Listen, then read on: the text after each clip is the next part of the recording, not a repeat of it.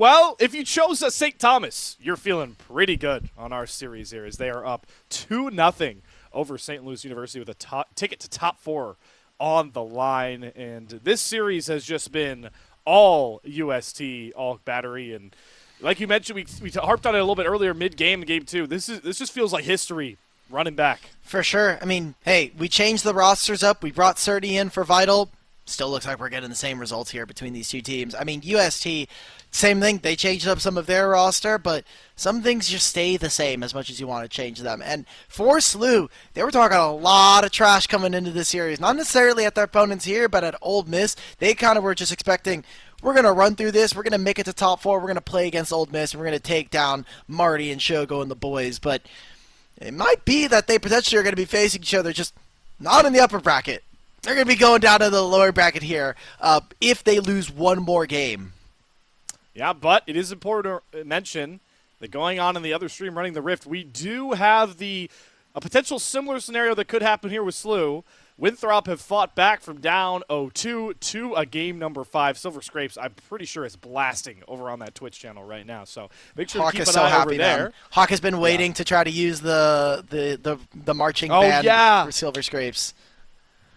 I forgot that was in stone. Hey, if SLU are kick it into that 6th gear like we were talking about, we'll get to hear it ourselves here. But it all starts with game number 3. We dive into that draft with St. Louis University wanting to stay on that blue side. But I'm hoping they got to switch something up in these solo lanes for me at this point. I need to see us not first pick or just blind Surdy's matchup. I don't care, especially on blue 3. So the problem that I'm having with this is not only are you blinding it before we see what UST are going for, there's not even like an inkling of what's going to potentially be up in top lane. You are, yes, saying that Surdy is going to be a better laner, but we've now seen 2 separate games with different strategies. 1, a lane swap, and then 2, in game 1, they just decided to just be better at team fights. And that is something that we have seen now SLU struggle with 2 games in a row, even with the different openers. Yeah, the best fight they had when they were able to pick off Array, it was too late because, like we talked about, how well UST have been winning those fights. They had 2 big threats, and I went and checked the stats here. Robbie Bob is deathless. I mean, that's crazy to think about. He went 14 kills last game. He had just as many, if not a little bit less, last time. So this guy's like 20-something and 0 through 2 games so far in a top 8 matchup against a team that most people had them losing to. Yeah. Ooh, now SLU, big adaptation here. There's no Skarner potentially going to be banned here. They're on blue side. There's still Varus up on the table, and they've gotten rid of the Scion here. So just saying, our prep isn't wrong. That champion is the issue. The Scion champ is the problem. We're going to keep doing our thing. We're going to keep trying to pick Rumble here for Surdy and set ourselves up with a winning top lane matchup.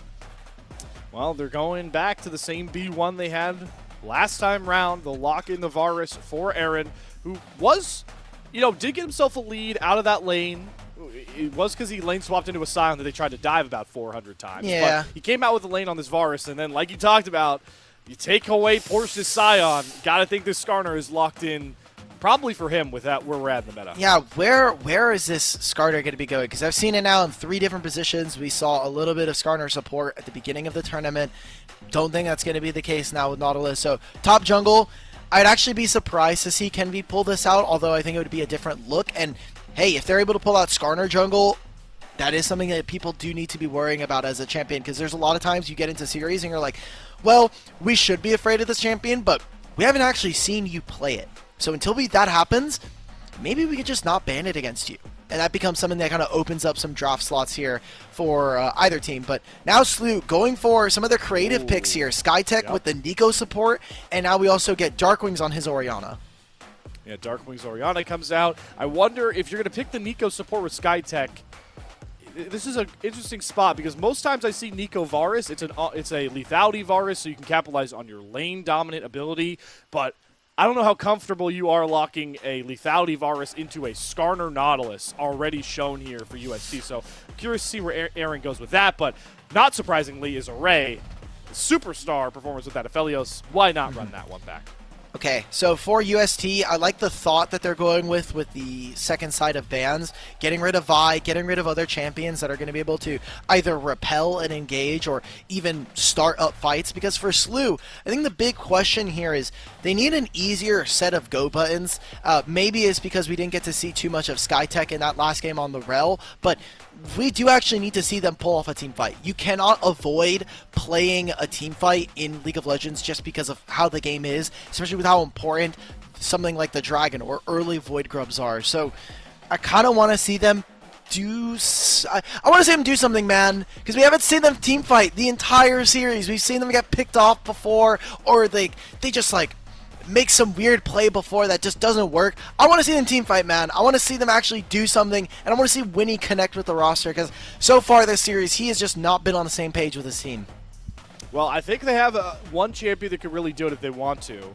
The Vi taken away is one of those great Ori pairings. I wonder if this will be a Nocturne. Winnie's played one Nocturne game so far in collegiate games, and that's a really easy pairing. And, okay, hey, there you go. So you had to put something with the Orianna. You lost the Vi. This is the most broken ball delivery system of the current meta, in my mind. It's very consistent. You have the timing down. It's super easy to get onto. And a lot of melees are a lot of slower ranged. Oh, we're giving Vayne over to Surdy. Okay. All right, Porsche. Here you go. You got R5. They banned away the Scion. Now we get to see where this Skarner is going, because I don't think you want to be playing up against the Vayne. He's opting for it. Okay. I mean, this is like the top laner of dreams for a team, right? He's like, Porsche is just sitting over here saying, all right, guys, I will hate lane. I will hate every early game of this entire series while you guys have fun. And it's happening again. This is actually arguably worse than I think any of the Scion matchups he had was. Yeah, he's definitely having some fun. So, again, eyes on Surdy now. He has such a big job to be able to get them. But also will say, I don't think he needs to be the GOAT this game, unfortunately for Surdy. He is there to gain his team in a lead in the early game, get them to get some early grubs, maybe get some turret damage, and then use that gold lead to come into team fights with an overwhelming lead where he's able to run over his opponents. Because for the side of UST, they have tanks, they have engaged. This SLU team is so indexed on Winnie and Darkwings winning them the game that coming to team fights, again, they need to just be there first. They need to start every team fight, because now you have an Aurelion Soul that you're going to have to deal with that you can never outrange as any of these champions. Yeah, and it's going to get hard depending on the gun combination here to outrange even Array by this point, too. So, yeah, they need this, like, sort of wombo concoction of the ball delivery system with a Pop Blossom to just wipe out these carries and then pick up the scraps, because, like you mentioned, this is as traditional of a team fight. We're going to group as 5. You can't answer us comp from UST that had a ton of success last game. It's honestly the same comp in a lot of ways, just interchanging one tank that gets bullied in the side lane for arguably overpowered Skarner. We'll see how it all plays out. Potentially the final game of our Titan v Titan matchup of the top 8 weekend if University of St. Thomas take it. I'm so sorry, Slayer, but I cannot compare a Vayne versus a Rumble. The Vayne champion is very different from Rumble. At least Rumble can interact from like 1100 range. Surdy over here is just gonna have to like stand there, and he's like, okay, I'm right clicking. Okay, I'm right clicking. Okay, I tumbled. I'm pressing E. I'm pressing Q. I'm pressing Q. I'm pressing like. There's I'm invisible. Are we lane swapping as well?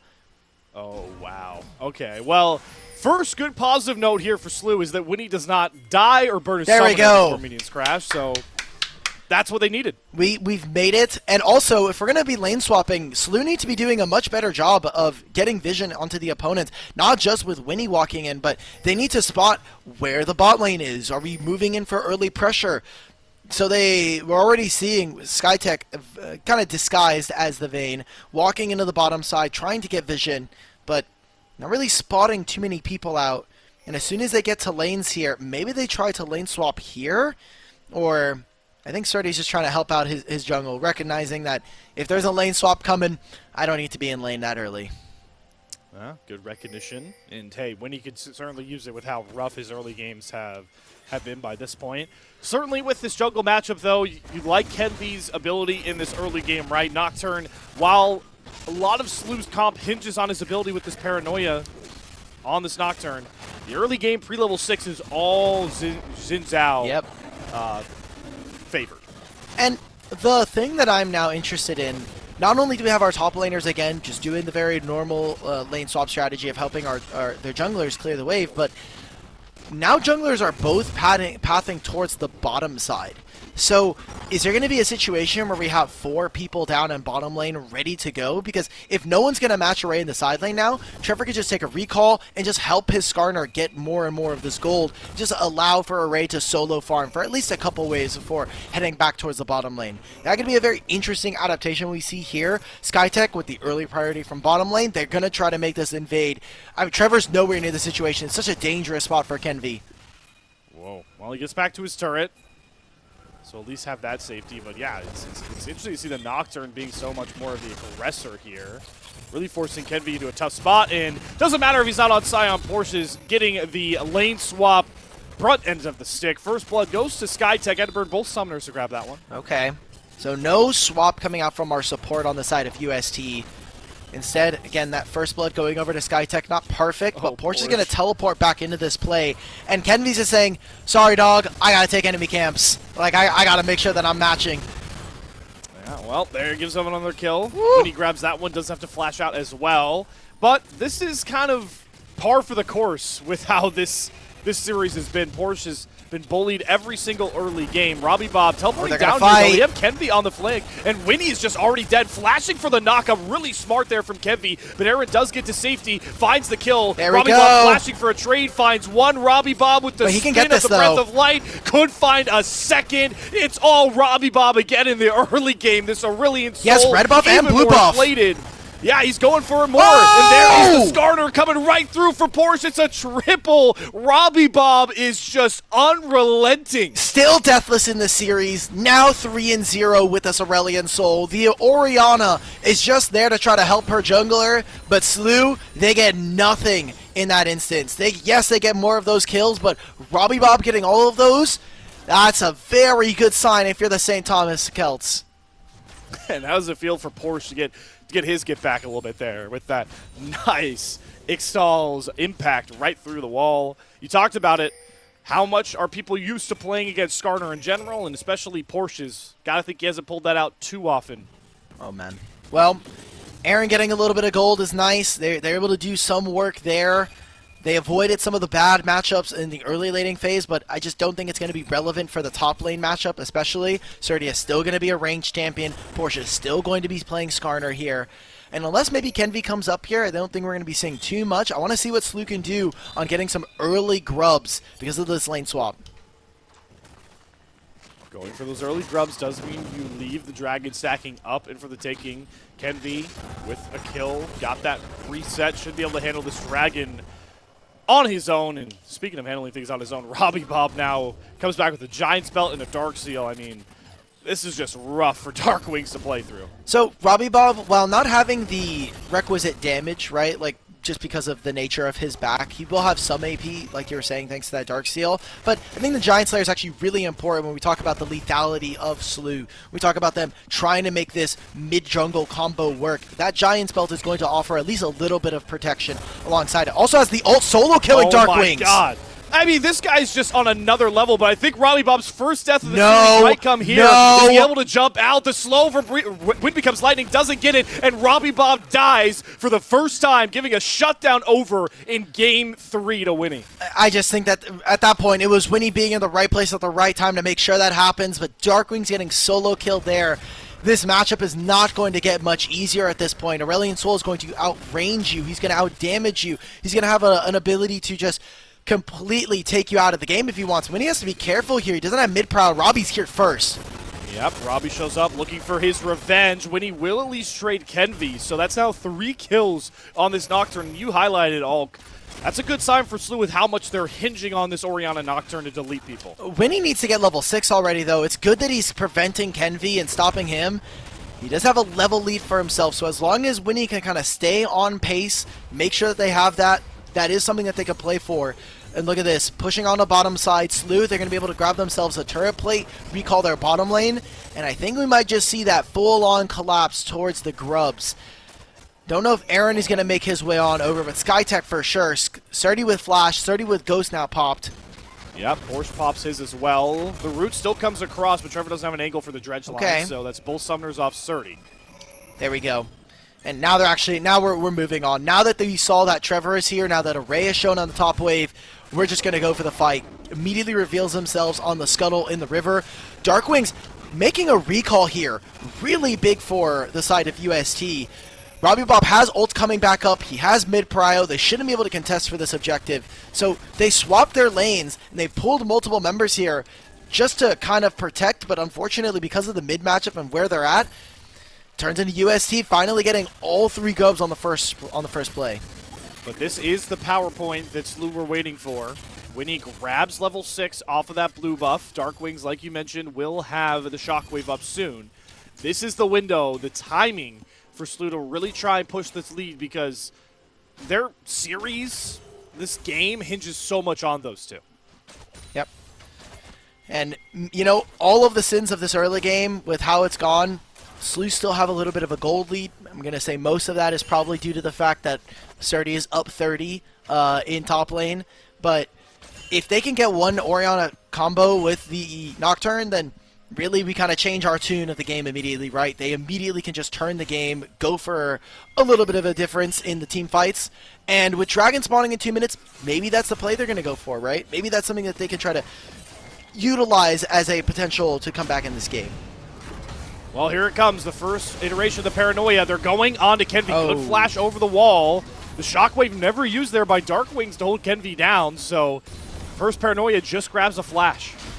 And right now we see Darkwings, Robbie Bob on his way, has ultimate, can fly over. If they can stop them from potentially leaving. Here comes Porsche. He doesn't have the Impale, but the Falling Star does catch Winnie. Shockwave utilized defensively. Winnie flashes away, but Robbie follows him. There's the kill picked up. On the other side, Trevor is able to kill off SkyTech, and SLU just willing to win fight after fight. All right, so I just think that's it, Slayer. Like, I think the coordination that we've been calling for SLU may not come in this series. Maybe it comes next week, or coming up, maybe even tomorrow, but I mean, SLU, they're just not firing altogether. We're not seeing Winnie utilize that ultimate and Darkwings follow up with the shockwave to try to get Kenvi out of that situation. Then we see them utilizing the ultimate to try to peel back, but doesn't have enough damage. Darkwings is really far behind in this instance. You look at his inventory, he's got the Lucidity boots, and he got the Tear and an Amplifying Tome. In terms of damage, not all that much. Robbie Bob just now finishing the Rylai's. Feel like every one of these games, we've had one of the players that really stand out, immediately pick up an item out around this 9.5 minute mark. So really good job coming out from UST. Yeah, and this is just so rough for SLU, because this is where, St. Louis University have to play aggressive. They need to come out ahead here. UST, they're winning these skirmishes, but I got to think they don't even have to really fight. They have the first Dragon stack. They took 3 Void Grubs. They just have to sit back and wait for the 5v5 period where this farmed up Aphelios and this really far ahead Acel can just wrap the entire series up. Making an early invade. Remember, Dragon spawning in 10 seconds here. If they can make this play happen, it's really, really good. There are some ultimates that are missing from the side of UST. The Paranoia. But they're using it just as protection. Aaron, though, does find a pickoff. They were going for Robbie, but it's a big shutdown to find. So finally, Winnie able to get something here for SLU. They're looking to push for more. That Tier 1 bot side turret should protect the rest of USC, and look what Porsche's getting on the other side of the map. Finally, he gets a bit of alone time, probably for one of the first times in this series, but like you were saying, that Orianna combo lands onto Robbie Bob, so they give him his second death of the series. And for USC, it's really hard to walk in now. Yes, you do have the Nautilus ultimate, but you also still have, you do not have, sorry, the Crescent Guard coming out from Zinzao, but it looks like SLU are backing off. Remember, one of the problems with their team composition as is they don't have a front line. They don't have someone who can really stand in front and tank it, except for maybe SkyTech with his clone. Oh, no. Porsche, he wants Surdy. Try to maybe line up that Impale, gets the final hour out, and he's just toying with Surdy. Likes the fact that he is able to get that key ultimate out and also get pressure for the second Drake to be secured there for Kenvi. Yep. Pushed in top lane, made good on that pressure, so moves on in, like you were saying, teleports to make that play happen. utilizes the Ghost, which isn't going to be perfect, but also turns into now SLU, now that they've had topside access, now because the first side of UST, they've spent their play. They said, okay, this is the play we're going for. Control through mid, grab ourselves the Dragon. It's now SLU's time to get a little bit in return, so they're going to grab 3 grubs for themselves. It's more plates falling on the bottom side. We'll see how much Surdy's actually able to get. I would expect maybe we see Winnie move after this to go top lane, get some plates, get some gold into Surdy. His Vayne can still be a very big problem for the side of UST if it starts to get out of hand. Oh, don't look at what soul we have. Ah! How is it 3 games in a row? Dude, the odds that we get 3 games in a row of Ocean Soul, super low. And again, another situation where a lot of that regeneration is going to feel very, very nice against some of the consistent damage of SLU. Yeah, so you get it again, but for St. Thomas, they like it. And they will get that bot lane crashing in. Winnie did not go topside to grab more of those plates. And while Array hasn't been piling in the kills like he did last game, he's got himself a sizable CS lead, gets that first turret gold to himself as well. He's getting a lot of gold. So far, UST in the last couple games now have really been effective at funneling gold into Array. Robbie Bob manufacturing his own leads when we come to team fights, but for Array, he's been so focused on getting first turret, getting a lot of plates, and in game 2 especially a lot of kills. So UST, their bot lane duo is really, really well coordinated between the two. They always seem to find kills up against their opponents, and coming in team fights, we expect Array to kind of hold that caliber of play, just because he is a player that is coming off of playing in Challengers League, was in LCS Academy level 80 carry, so you gotta step up. You gotta be able to play at that level if you're gonna play there. 2 turrets full of plates falling, though, for USC, and how much does that do just to also stunt the windows for these Paranoia Orianna combos? The fact that you don't have any turrets taken on the UST side to set up flanks. I would say it's a little okay, just because they can still go for dives under turrets, especially with something like the Nico being able to use her clone, and if Skytech builds in early Zonias, then that's something that they could play for. But yeah, not being able to get early dives, really kind of crack open the rest of the map is pretty bad for SLU. We'll see if they try to go here. An overextension from UST goes on to Aaron. Wants it, and Aaron's just dead. One dredge line sets it up. Robbie Bob shows up to cut down the flank, and Skytech once again finds a flank angle with a gray screen. Double over to Array. Didn't have any kills, now he does. And another 2-prong carry game for UST. Like, Darkwings is pushing on bottom lane. I like that Winnie was sitting in Fog of War to try to potentially go for that play, but it would have been an overextension in another situation where Skytech and Aaron maybe just like not being too quick on the pull there. Aaron actually didn't have flash right before that play, so a good pick out coming out from UST. And again, now we look at the gold. It's going to be another turret here for Array. It's going to be a Rift Herald here for the side of the St. Thomas. And what else are SLU getting on the rest of the map? Surdy's trading farm with Porsche. Bottom lane, Aurelion Soul's going to continue to farm up and kind of just sit there. Surdy gets caught. That Impale was not lined up correctly. Looking for that play onto Surdy, but it won't hurt them too bad except for a little bit of the mental. It does actually lead to a mid-turret here, finally opening a bit of the map up for St. Louis. Okay. So Dragon spawning in a minute. Pretty big victory here for USC. If they can grab that, it puts them at soul point at that moment. And for SLU, I mean, the gold is still relatively even, but I have to imagine, again, it's kind of lopsided, right? A lot of the gold is in the back pocket of Surdy here, and we might have to see a game where it's not Rumble, right? You can't solo carry a game on Vayne, but it's going to be difficult, right? You have so many tools in front of you. You get outranged in a lot of circumstances. You don't have a tank to stand there and create a front line. So this 1-2 punch of Winnie Darkwings, they need to pop off. Then we need to see Surdy come in and clean up the fight afterwards. Because Surdy, as good of a carry as you are, as much of the gold as you have, you really need to kind of pull it together for the team. You need to be able to lead this team. And a lot of the members on this team have talked about what Surdy has brought to the team, not only in his individual skill, but his own individual leadership, some of the things that he was building all of last year. Well, it's got to show up now, because if you're SLU, you don't want to give up this Soul Point Dragon, but you're also walking into a minefield. Trevor looking for Aaron. There's the Fallen Star. Paranoia drop down. Pop Blossom onto the front line. Robbie Bob flashes back to safety. Nobody in real danger just yet, and Array has red-white, looking to fight, pressing forward. They have the room, they have the stun. Surdy's just done. Great pick for Porsche, and that's enough to send the rest of SLU packing. And look who still has ultimate. Dark Wings and Winnie, they didn't fire off on the combo, so it turns into St. Thomas grabbing a team fight victory, grabbing themselves a dragon, and they still have this Rift Herald available to them. We have Baron spawning in 3 minutes. You have to imagine within that timer, are you thinking of pushing in one of these lanes, getting themselves a little bit more into the game? And SLU, they just weren't able to connect on that fight. They have no one there to start the fight. We don't even see SkyTech really getting those massive Nico ultimates. Now Winnie skirmishing with Porsche. I mean, Porsche he doesn't care. He just I'm playing Skarner. Yeah, he's playing Skarner. I'm a tank. Hit me all you want. That's all he's thinking, right? I mean, you just turn your brain off. Can't even find an invade here, so Winnie, the small lead that he does have for himself against his opponent, he's going to start to whittle away. And Surdy now, just play safe, brother. Play safe. Play safe. Not if Robbie Bob has anything to say about it. I mean, is there much to talk about besides just saying University of St. Thomas are a well-oiled killing machine in this series? Yes, they are playing a more cohesive League of Legends. They are playing together as a 5-man unit. Feels like a lot of the set plays that they are going for are definitely working for them.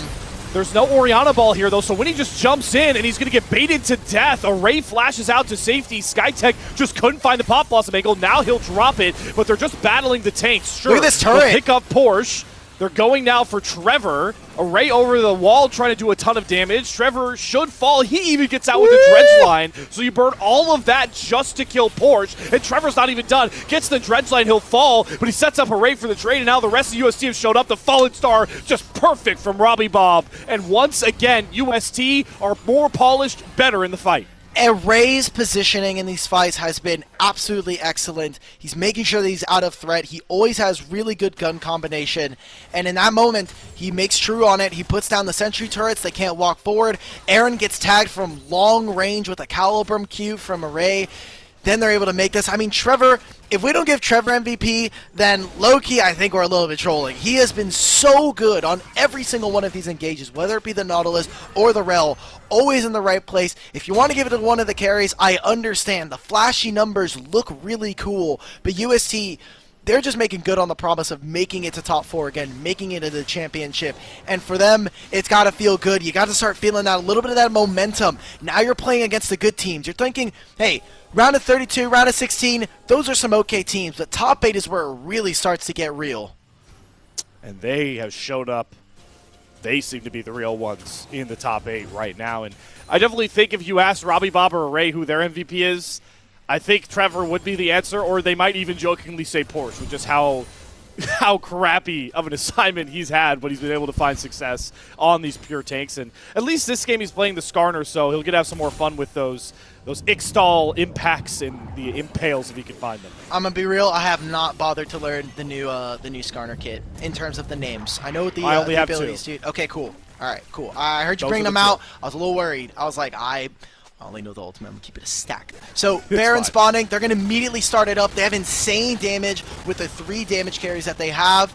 Trevor waiting off, trying to see if they can find an engage. When he's walking into fog, and they've now grabbed the teleport. Come on. This is what we talked about. SLU, they need setup to win these fights. They can't even get into the pit. The smite's already down. Winnie has to use Paranoia. Flashes out, gets impaled by 2. Surdy onto the back line, but he's all alone, and Robbie Bob just burns him down. Porsche bides time, knocking out the ultimate combination, and now it's all up to Array. Red, white, and he wants to fight. Can he find an angle, though? Porsche is getting brunted. He will fall. Aaron picks up a double. Kenvi now dashing in. Robbie Bob on the side, a lot of low health bars, but there's just not a window for UST to commit. They pick up the Genji Baron buff, but now they have to hightail it out. Maybe they can turn this. They're waiting for some of their cooldowns here on the side of UST. Ooh. Here's Robbie Bob. And Robbie's Breath of Light is just burning everybody down again. Array finally steps up with the chakram. SkyTech's getting slowed. One more auto will do it. And here comes the Space Dragon out of mana, but Aaron is certainly happy of that as he is the only one to escape. 45 seconds before the Ocean Drake spawns. It's going to be a really tight timer for both teams as SLU have some of their members respawning, and they're going to be right back out onto the map. But you look at where the side lanes are. They still have to push up this bottom lane. They have to kill this mid wave as well. And guess what? They still have to get through a lot of these turrets here if you are SLU. So UST now, you already have Trevor back out on the map. You have 4 members deploying back out and getting ready for this dragon. Need to be looking at some of the summoner spells. The ultimates are not quite available for both teams here, but big points for me, Robbie Bob having flash and Aaron having his summoner spells available. Yeah, also have a Seeker's Arm Guard for Robbie, so he can go into stasis if he really gets in a tight bind. What I'm looking for here is a lot of those big fight-winning ultimates are available. Ooh. We've only seen one fight where Winnie and Darkwings get the ult together, but Porsche doesn't even want them to get close. Darkwings is just dead. Porsche is unrelenting. Trevor always fighting those engages time after time. Skytech with a flank angle, but for another game, he's all alone, and there's nothing SLU can really do here but surrender turrets and potentially their lives as Kemby gets the knock-up onto Winnie. Nice. He's deleted by a dominating array. Good job. They make that incredibly aggressive push through the mid lane. Don't think they're going to be able to... I mean, Skytech is literally still being chased right now by the Nautilus. Can he make the play? Oh, Surdy, I'll play Not this. Not one versus two, he can't. Yeah. Okay. Baron, remember, Baron's still in their back pocket. So Skytech finally makes it out. Still has his... They have a Baron. Are they going to finish this at 23 minutes? I mean, they're looking for the knockout blow here. On the Nexus turrets, Porsche certainly wants it. Array's being ignored. He's just burning down the Nexus turrets. First one's going to drop. They're teleporting back in. They are going for the throat here, all, but it might cost them. There's a kill over to Aaron. The Pop Blossom, they have a pickoff. Okay. Array is dead. Paranoia as Winnie respawns. Now Robbie's getting hounded, able to dash out to safety for now. Winnie gets the speed up, but he's running right into that breath of light. That is just too much of a stinging force. Darkwing shows up. They get the stun. Kenvi looks for the turn. Skytech's going to pay. There it Double is. shockwave through. Robbie flashes away. He's still alive. Kenvi will fall. Robbie stands up, but it's SLU that finally stands tall in a fight in the series. Now Porsche can teleport back into this play, and look at the blinking HP bars. There's no ultimates for either Winnie or Darkwings, and Trevor does have his ultimate. Robbie Bob can come right back into this fight. He has 1,000 HP, and he's regenning a lot right now. So, need to be careful, utilizing the one Ocean Drake that they have. Oh, he's dead! Winnie's dead! Winnie dies to the gravity field. Robbie once again coming up clutch, and look who teleported on the flank. It's Porsche, and he impales and sends Darkwings to the gray screen. A triple for Robbie. He is inevitable. Okay, they're going to look to end. They don't have a mid-wave to play around, so I think this is them really just playing around death timers. I think at this moment, you're probably just going to try to cut the wave. Okay, look at death timers. 15 seconds before Aaron, 20 before Darkwings, and now Winnie spawning in 8. Yeah, I think this was just an overextend. They should have just gone for the dragon, push out your bottom wave as well. So in this moment, it's just going to be UST taking some jungle tamps, taking a lot more gold from their opponents. And Slayer, we are on track here for UST to continue on to the top 4 in the Collegiate Championship. And they look so dominant while doing it. 3-0 versus SLU, who is a team that a lot of teams have been looking at as a top 3, top 4 program coming into the year. Not looking like it right now. I mean, it's another game where it really just feels like they're not able to execute correctly with what they've drafted. I mean, we had one good Paranoia Shockwave combo that killed Robbie, but outside of that, when is it really game together? It hasn't, and for UST, a program that, yes, they had all of those wins. They had their back-to-back last couple years, but, I mean, a lot of people didn't really have UST making it to Grand Finals, maybe making it in a very far in the tournament. I think if you looked at a lot of the brackets that were put out, we didn't get to see too much of UST representation. And they're definitely becoming a dark horse here, despite all of the allegations. Well, they're a dark horse that's galloping down to that top 4. Winnie's already dead. Surdy goes into the final hour, but he's really low. They do have Porsche pinned against the turret. Will fall. Good chains of corruption there from Aaron. But it's just a single morsel found as they'll lose more on the map. Remember, we talked about it from the draft. It is so difficult to play against something like the Aurelion Soul in this instance. Trevor can just look for hook after hook. Cool, you did all this poke damage. Well, guess what? Ocean Soul moment. 20 seconds before the Baron. That Genji Baron is going to be basically the last nail for UST to kind of slam it. Really insane Vision Ward is unironically becoming the 6th man here for SLU, because if they walk into this fog of war, it's so dangerous. They just get one shot. Yeah, I mean, I said last game, right, is with how far behind SLU were, if they walk in any brush, they get deleted. It's the same thing. It's the same 2 carries that can delete them, and you know Trevor is just smiling, waiting for somebody to check this brush. SkyTech looks to be the one. There's the Threads line, doesn't find anybody. SkyTech is safe. They're looking for the turn here onto Robbie Bob, but when he goes in all alone, Neely has to flee back out. Kemvi onto Surdy, holding him on the line towards the side, getting burned down very, very low. Doesn't have the Crescent Guard up yet. Oh, there we go. finds that kill. Array going forward. There's a big Pop Blossom. Ray's in the middle of all of them, gets picked off. The impale onto Surdy is big, but nobody is watching Aaron, who's free firing in a blink of an eye. It's just Robbie Bob. SLU will not go down without a fight, and they finally get their first ace of the series. Holy crap. SLU, they woke up, they plugged in their monitors, and they finally had an amazing team fight. I don't know how much damage they're going to be able to do. The death timers are very long. Array, in that moment, he flashes forward and he gets caught up right into the Nico ultimate. So they grab themselves a mid-tier 1. That's an objective bounty. That's an ace for them. And now SLU, they get a little bit of breathing room. The gold has shrank to 3,000 here. Now they're going to start up this Baron.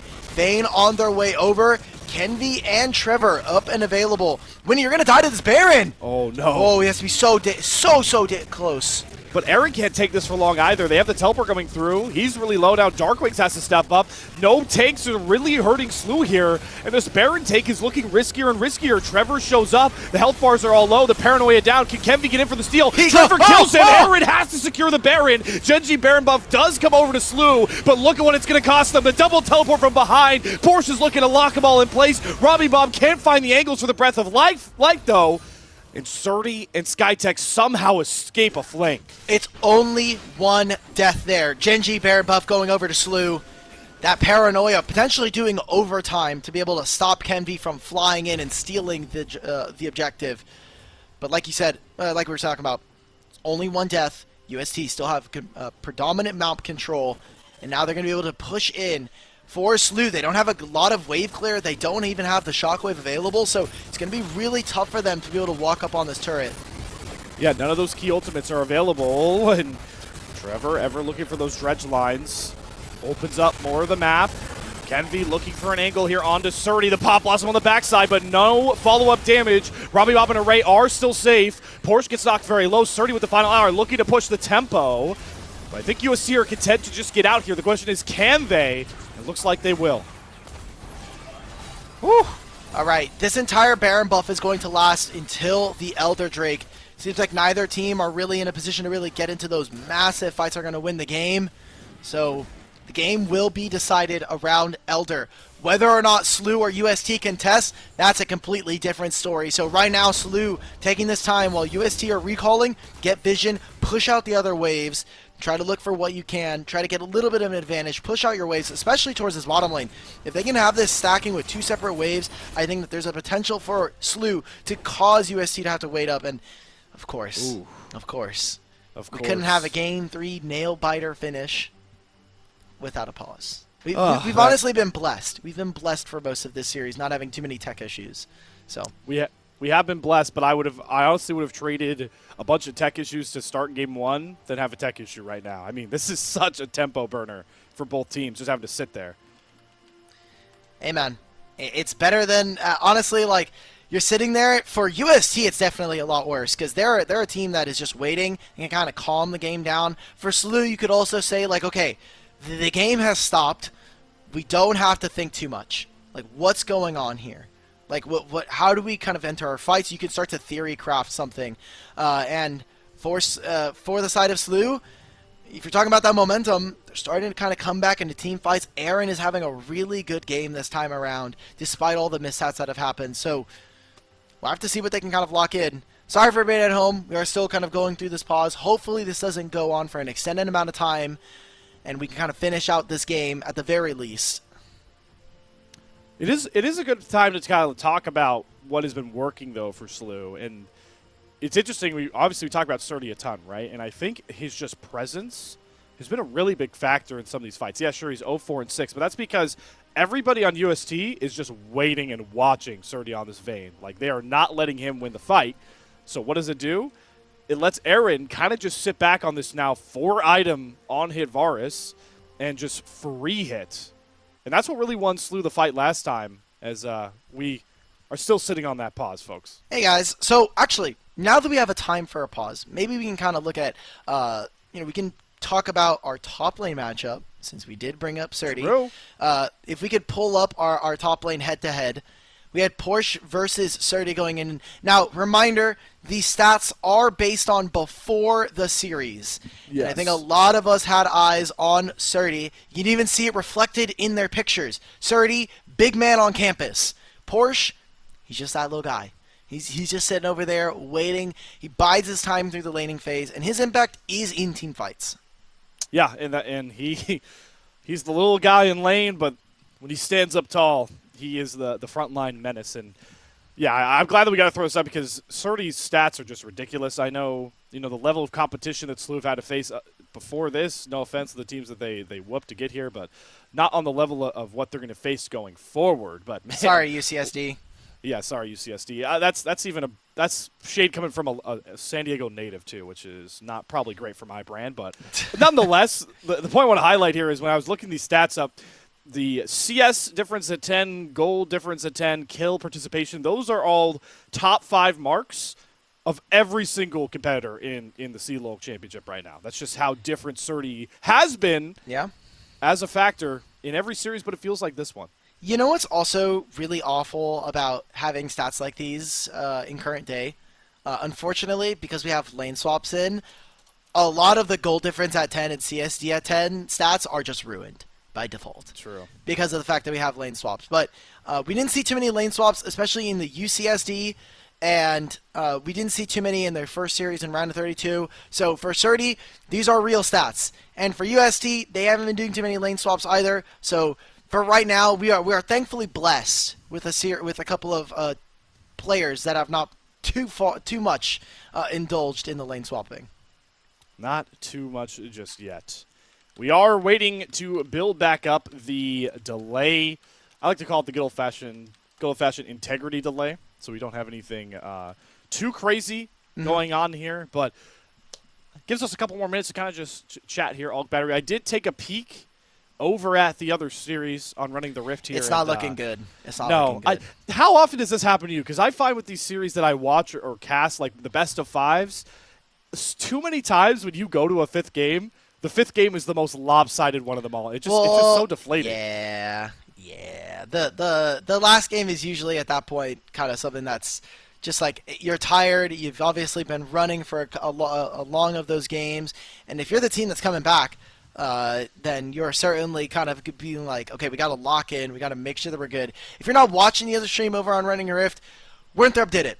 They got the reverse sweep. They did the first reverse sweep in collegiate championship history. And if that's not true, please ping Rare Adam Cast on Twitter for trying to make that point. If that's wrong, that's on him. I'm just reciting what he says. He gave me the script. I got to read it. Yeah, that's true. That's what we get paid the big bucks to do here, is just read the scripts on air. Yep. I do actually, while we have some time, since now we know a bit more of the top 4 picture, I wonder if we could, lovely producing team, throw up the bracket so we can get a look at what some of these matchups. Yeah, so it's not filled out completely just yet, but you can now imagine you've got that upper round 1, I guess, or whatever you want to call it. You have Maryville versus Winthrop now, and then if I'm Fisher College, I don't know if I want the smoke from St. Clair the way they've been playing. It's a crushing loss, but man, for sure, that's not. If you're Fisher College, you need time to lock in, and guess what? You're not playing. Word on the street, from what I've heard from tournament organizers, Saranac is not playing on Sunday. So that is a situation where Fisher College are going to be down one of the strongest members on their team, and they're playing against a St. Clair who, hey, is a little bit on the downtrend, did just lose reverse sweep fashion. Maybe they're a little bit less energetic, but they're going to be also coming in very hungry up against them. And they also feel like they could beat anybody. I mean, sure. I know Winthrop isn't they're not a Maryville, right? But this is a team that we kind of talked about in the pre-show. You got to fear with how the way that we perform, especially at the end of 2023. So, yeah, that's going to be a certainly fun one to watch tomorrow. But let's stop thinking about the future. Our pause is out of the way. Let's get back to this game number 3 with SLU finally showing some fight here when they need it most.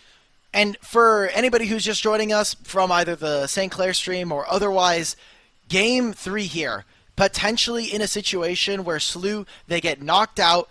and they have to go play up against Ole Miss. Not in maybe the situation that they imagined, but still the matchup nonetheless. UST, if they win, they are going to be going up against... Oh, okay, sorry. I heard Aurelion Soul and I got triggered. Like, I felt it coming. I was like, oh god. They will be going up against Northwood, who was waiting and won earlier today. So this is all happening tomorrow as well. So there's a quick turnaround time. It's not like we're just going like, oh, you know, they'll play next week like we were in the past. It is immediately turnaround time, 24 hours. And man, I know we'll save those more conversations about that matchup for after the series, because there's some fun things about every one of those matchups. Let's get back into the head of this game here. The Elder Dragon, a reality I didn't think we'd get to, is 20 seconds away to give a lifeline to St. Louis. There's the paranoia, though, already up from Winnie. He's going on to Trevor. They use the Shockwave combo onto the support tank. They'll look to burn him down, but they get Porsche on the background. The Fallen Star just decimates the entire landscape of this fight. An instant double back over to Robbie Bob, and now SLU, they're on the back foot. And it's the Elder spawning in 3. This is what we were setting up right before the pause. Elder Drake up. No jungler here for SLU. Surdy, Aaron, and Darkwings staring at what is potentially going to be the buff that sends them into the lower bracket. As now, UST, they get themselves the Elder. They're going to move through mid here. And any fight they take right now is such a big win for them. If they can just find a pick, find anything. They're going to try and chase out Aaron and Surdy. They should have eyes on them now. There's the slow. Rallies. Porsche can go right through that wall if he wants, but I don't think the cooldown was up. He used it earlier, so they do let him out. Alk, though, I don't know if I'm just being a hater. I'm scratching my head. Why is there a world where in this game state we're using Ori Nocturne on a Nautilus? Like, desperation. They don't want to lose the game. They're saying we need to just take whatever available target we have. We're down gold right now. We're down in team fights. We just need to find someone. Find one person to maybe open up a numbers advantage for ourselves. Maybe that's how we win. But no wave here for the side of UST. So far, SLU, in the last couple minutes, have done an okay job of pushing out their side lanes. It's going to be a really long time before these minion waves get to here, especially from the bottom lane. This mid wave coming up could be the last one. SLU, they have options. They still have the ultimates. They can delete the minion wave and buy themselves a lot of time. You do not want to fight when they have Elder Drake right now. But Skytech, he's dead. There's the one big ultimate down. The combo goes back onto Array, but he stays safe when he is dead, and this should be the knockout blow. The Elder buff singing through. University of St. Thomas are looking for the sweep, the impale, the lockdown onto Surdy. He's dead. It's a double to Robbie Bob. Too many members of the community thought the University of St. Thomas didn't have it in them. They couldn't go top 4. They couldn't beat St. Louis University. Well, they just did it in a 3-0 sweep, a quadra to Robbie Bob, and the golden road to GOAT status of CLOL is just a bit more closer for University of St. Thomas. And it only comes off the back of Array and Robbie Bob, the 2 carries for this team. Obviously, if you were to ask Robbie, hey, this UST program, the wins that we got, yes, Shogo was a big part of them, but guess what? It was all 5 of us. It was the 5 team members all together playing, and now he himself gets to go up into top 4, face off against Northwood tomorrow. And now we're in a situation where, hey, SLU, you wanted to face against Ole Miss? Well, guess what? The monkey paw has risen. It's time. It's time to put up or shut up in that trash talk. Yeah, and the part I didn't want to hold back, didn't want to jinx anything, Hulk, was now they thought that matchup would be in winners. Like, oh, yeah, the trash talk is nice. We're not going to knock each other out of the CLOL tournament, though. Yeah. Now, one of you is getting knocked out by the other. So that is certainly fun. We'll talk about that a bit more, though, Hulk, because we got to hear from one of these members of University of St. Thomas. We're going to throw to a short break, but on the other side, we'll be hearing from the Aphelios connoisseur himself, Array, on University of St. Thomas's big 3-0 sweep over St. Louis.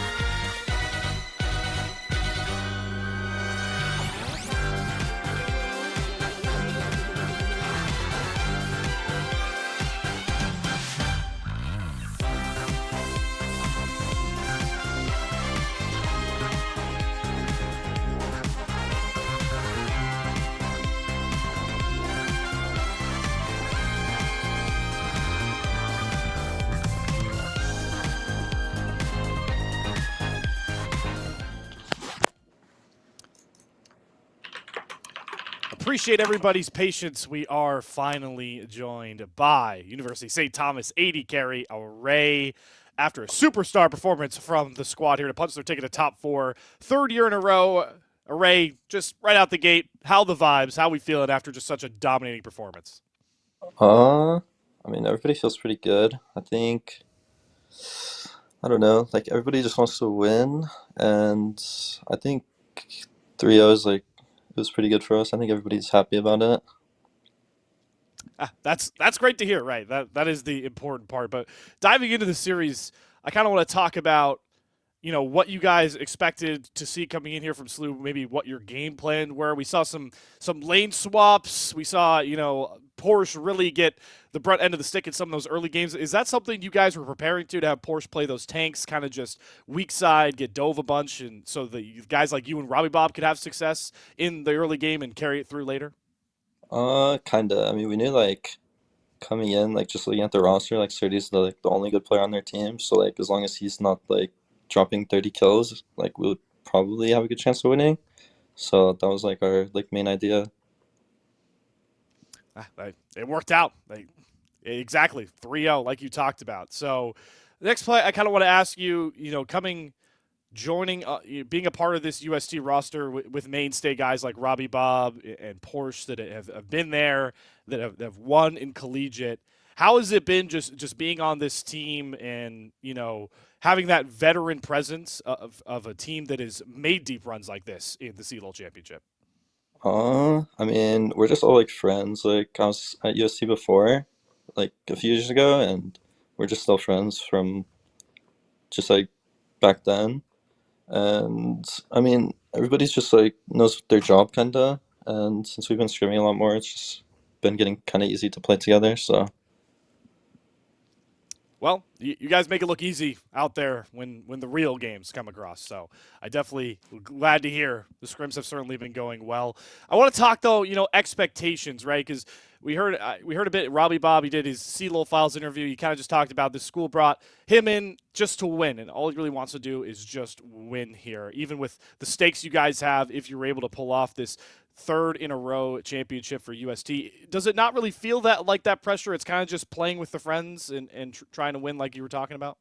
I mean, I don't really feel any pressure. I think like everybody in the community for some reason thinks like we're like pretty bad. Like I think we were rated like eighth or something. Like people were like expecting us not to do well. So I think it's kind of funny that like when we like 3-0 SLU, because I mean I don't think like the people that are saying this like are very smart. So it's like it's just kind of nice to like show everybody like how smart they are. It's always fun to quiet the doubters. I love that array. But looking forward here, obviously, quick turnaround, right? With top 8 starting here tomorrow. You're now facing off against Northwood. Now, were you expecting to be playing Northwood here? And what are your thoughts on them as opponent with a ticket to Boise on the line, if you could take that one? Um, Honestly, I think I wasn't really like thinking about the other series. I was just focused on like this one. And I don't know, I think we're just taking like one step at a time and we're not getting too cocky. Well, I mean, if you keep playing the way you did against SLU, I really don't know how any team can beat you, at least for a little bit, maybe until we talk about flying to that land. But, Array, great getting to talk to you here. I always want to give kind of the stage to you. Yeah, I don't know how often these interviews really come. Who do you got to shout out here? Friends, family, whoever, the stage is yours, my friend. Shout out to my team. I think everyone's stepping up and we're getting a lot better. Shout out to my family, they support me, and just my girlfriend for all supporting me. Well, I'd love to hear it. Got the whole friends, family, teammates behind you. Well, Array, best of luck tomorrow. It's going to be super exciting to get to watch you guys in that upper bracket top 4 matchup. Been great to get in to talk to you. We're going to let you go. Obviously, quick turnaround. Hopefully, you guys get prepped there for Northwood. We'll bring back in Alk Battery, though, as we close out our broadcast here. Maybe a bit quicker, Alk, than we thought we'd be here, but, man, St. Thomas, I'm going to use the same adage. It feels like history's just repeating itself with this team. Who's we, bro? Who's we? Let's bring up those predictions real quick. Oh, yeah, that's true. Run those predictions up on the screen real quick. Who's we? Because it ain't me. It ain't me. I knew the boys were going to lock in. Yeah, you already know.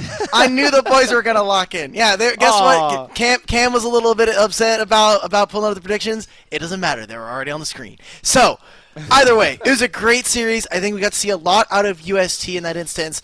I will say, they got a lot of champions that they're very comfortable on. I mean, I think we got Robbie Bob on Aurelion Sol 2 games in a row. We have a bot lane that's not really in too much of a dangerous position. We have a Ray on like stuff like Aphelios. Definitely his comfort. I don't really feel like SLU attacked a lot of the problems that typically we see from UST, which can be over-aggressiveness in the jungle, maybe Robbie Bob not being as resilient in the mid lane, and all of those kind of came to bear, and I think Array did kind of put it that Surdy is by far their best player, and we didn't get to see all that much of Surdy, except for the game one where we saw him on Rumble. There was not much outside of that we got to see in terms of team fights because the team just wasn't all there. It was like we were watching all 5 players play a little bit different, separately from each other. Yeah, and we'll see if they can clean that up. We'll take one more look at that bracket. If we could throw it up, I believe it has been updated. There we go. Yeah, it is. So now we can talk about the super fun matchups. I mean, your eyes immediately kind of direct themselves to the top and bottom corners of the bracket here. Yeah. Maryville versus Winthrop. I mean, it feels like just 2 titans of collegiate, and honestly, how these teams have performed outside of just collegiate, going at each other for that spot. And then obviously, I mean, we can talk about it now. The matchup happened, just not where they thought. SLU Ole Miss. If you've been watching Twitter, you already know where everyone's going to be tuned in on SLU Ole Miss. That's going to be the kind of the game to watch right there. That one's going to be the super banger. It's going to be all the trash talk summed up into one.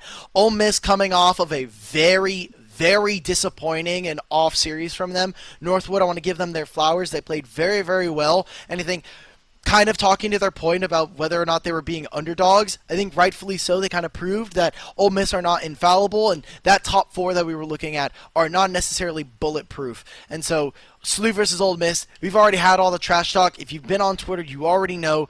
Tap in tomorrow, because that's going to be, I think, by far the most competitive match. Second one is probably going to be UST versus Northwood. I think the other 2 matches that we have here are going to be either stomps, or if I'm talking about the Fisher versus St. Clair, I think that series is going to be a very knocked out, dragged out fight. It's going to get sloppy. Yeah, it's so fun looking on that right side of the bracket because, like, our upper bracket matchup is like such a feel-good story. It's like St. Thomas, they're going for the GOAT status in CLOL. And then you've got Northwood where it's like ISO in RBM's last run. RBM is like playing as carefree as he can. He talked to me about how he got everything out of league he could with his degree and his career path now outside the game. So they're playing with house money, and then it's just all trash talk on the other side of the lower bracket. Yep. Let's throw up that schedule, though, to get a look at what tomorrow will look like, because it is the real creme de la creme tomorrow. As you can see, Salty Runback will be starting with that Maryville versus Winthrop upper bracket bout. Running the Rift will be covering the lower bracket as well. And awesome as it is, I'm smiling thinking about it. You'll have myself and Ulk Battery back to cover that Northwood UST game. Same time as today. Exactly. We'll make sure. And if Maryville and Winthrop go the way that I think it was, we're definitely going to be there on time at 2 p.m. So we'll see what they're able to put up, but we got a lot of exciting series. Remember, stay tuned to both, and obviously there's a bunch of other co-streamers that are also going on at the same time. So if you're just in tune with the community, it's always a good time, and especially with this weekend, we are kind of closing in on that final top 4 soon. Yeah, and then after that, it's off to Boise, but we won't get too ahead of ourselves just yet. Alt, though, I do want to make sure we give some time. If you want to shout out our big-time sponsors really quickly here. Oh, for sure. And then I'll cover that second half. So everybody who is at home, if you haven't already, you can donate. You can use the little link that is on the screen right now to go and support the broadcast. This goes towards paying for the broadcast in terms of paying talent, paying producers, making sure that this whole thing kind of runs, being able to give us at least a little bit of something despite whatever. Look, I was already going to co-stream these games, to be honest, so the fact that I'm on this broadcast and getting paid is just a little bit of a bonus, and it does feel nice to be able to kind of put in a little bit more effort. But if you can't support monetarily, please share the link. This is going to be going on through the entirety of the month until we finish off the Collegiate Championship, and any little bit kind of helps. If you can't, again, like I was saying, can't support monetarily, sharing the link, even just showing up in Twitch chat and showing it a bit of love is a lot to be able to show.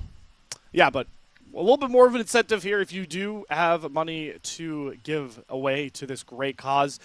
We got a shout out. I'm gonna if you spend more than $100, you earn yourself a shout out on stream, and even below that, you'll be up here on this banner. But I'm gonna run through all the many people that gave $100 or more. Here we go. Before I get this, I'm sorry if I butcher your name. All right, I'm gonna do my best here. This is the first time I've seen this list though. So right off the bat, we got Raz, Garrett Meyerson, Benton Patterson, James Vandenbree, Gregory Adler, Polestar, yes, the team, Sandor Howe, Sean Shannon, Daniel Clerk, Powell Weissman, Manuel Sanchez, Calamar, Gordo, John Heracidis, Slayer, Shibby, Angie Fan, Gavin Huang, Beatdown, Timothy Boy, Ian Ford, Kyle Upgamer, RMC, Aaron Lee, Alan Ignacio, Peter Erickson, Andrew Franklin, Tiffany Tran, Beverly Rospico, and Josh Sides. Thank you, as you are all our 100-plus givers. And I did actually just say my name in the third person. I was going to say, dude, I was honestly kind of impressed. Like, you kind of... I was like, okay, we got to work on the column pronunciation. I'm surprised you didn't call out Yanni. You gave him his full government name, and then you called Shibby right afterwards. What's up, dog? Listen, I'm reading the list as it is, all right? So but you said Shibby. That's on the list. Listen, like you said, we just his full name is on there, bro. Shibnit Sharma. Come on, dog. Listen, I can't leave Yanni like that. I'm reading the list that our producer. Oh, okay, great. Okay, so it's Grapes' fault. Good, nice. Thanks, Grapes. Right. Anyway. That's all of our. We also need to thank our title sponsors, Gen G and Old Miss, for their contributions to the broadcast. Yes. This broadcast would obviously not be here for a lot of them. We have those Gen G Baron buffs. But again, thank you to them. And if you again want to donate, there's probably a link somewhere in Twitch chat going around.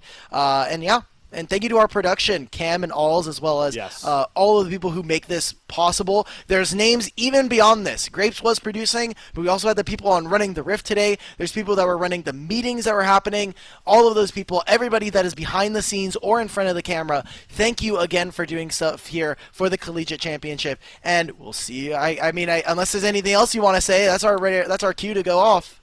Yeah, no, this is the finish here for today, folks. But make sure to tune in, especially tomorrow, 2 p.m. PST. Myself and Alk Battery will be back to send somebody through the upper bracket finals with Northwood and UST. Until then, take care with the rest of your Saturday, and we better see you all back on Running the Rift and Salty Runback for Sunday's shows.